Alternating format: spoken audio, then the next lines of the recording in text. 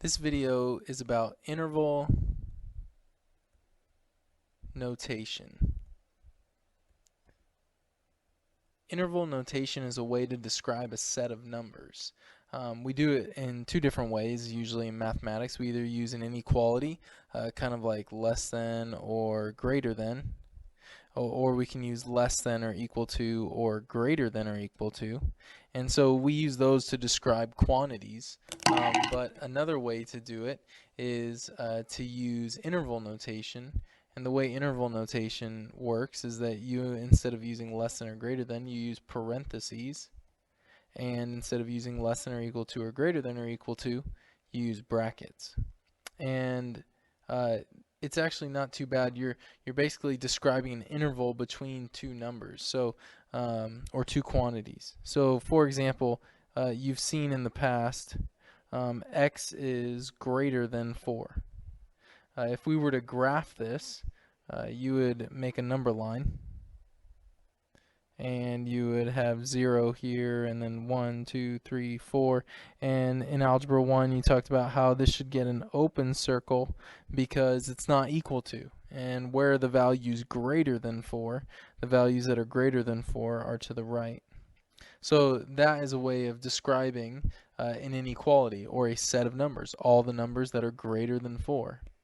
But a way to do this in interval notation is to look and see from least to greatest what kind of numbers are being described. So the lowest number on this graph is a 4, and then the highest number that this goes to, the arrow just goes on forever, so it goes to positive infinity. So to write x is greater than 4 in interval notation, you would put a 4, comma, infinity. Now, to decide whether you use brackets or parentheses, you're going to look at your inequality symbol. The x values are only greater than 4, so they can't equal 4, so they just get a parentheses. But also, the infinity will always get a parentheses because you can never equal infinity. It's not really a number. It's just saying that the values continue to increase. So your interval goes from 4 all the way to positive infinity. So that'd be a way to describe it. Let's try one more. X is less than or equal to 5. And I like drawing the graph for the reason that it helps me to decide where the lowest number is and where the highest number is. And so 5, if I put that on my graph, I would be allowed to use a closed circle because it's less than or equal to. And then numbers less than 5 go to the left. And so in this case, the lowest number being used is negative infinity. And it's not really a number, but it's going towards negative infinity because the arrow continues on. And then the highest number being used, or the greatest number, is 5. So it would go negative infinity, comma, 5. And infinity always gets a parentheses. And 5, this time we get a bracket because it can be equal to, and so bracket. And so the way to describe that set of numbers, all the numbers less than 5 or equal to 5, would be using set notation the way we've done it. All right, so let's try and look at a graph because we really use this for domain and range. So in regards to domain and range,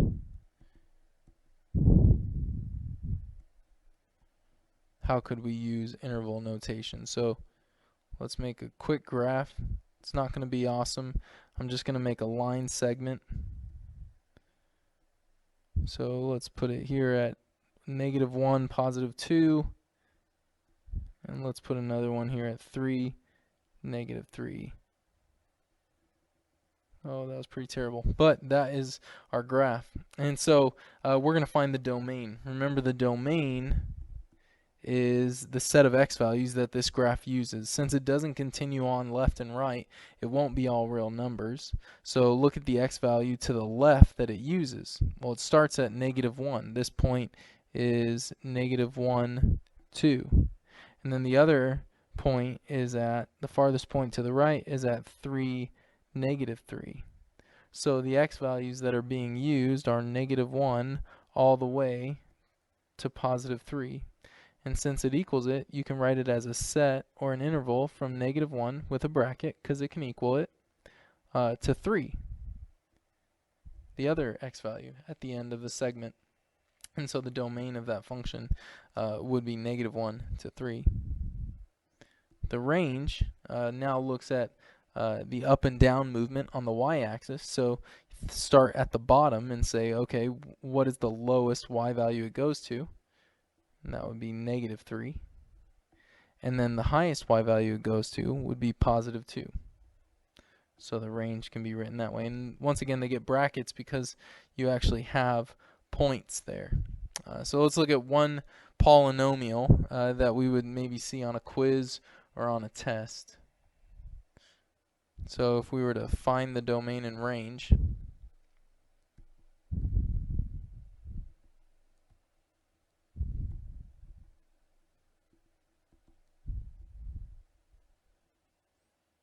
let's make it a parabola, just so that it's familiar from something we've done in the recent past. So we'll have a vertex at 1, 2, and then let's say the vertex opens down. So once again, the domain is how is the graph moving from left and right, from left to right. And so the graph is moving to the left and doesn't seem to be stopping. As it continues to go to the left, the graph is going down, so it's going towards -infinity on the x-axis, and then it's also moving to the right, and so the graph is going towards +infinity. So another way of saying all real numbers is saying -infinity to +infinity. The range, however, in this problem, starting low, how low does the graph go? It goes down forever, and so it would go towards -infinity. And then how high up does it go? It goes up to +2. And it actually can equal +2, so we'll get a bracket. And that's how you're going to use interval notation to do domain and range. If you want to use inequalities, you can, but interval notation and inequalities say the same thing, so we want to learn both. All right, have a great day.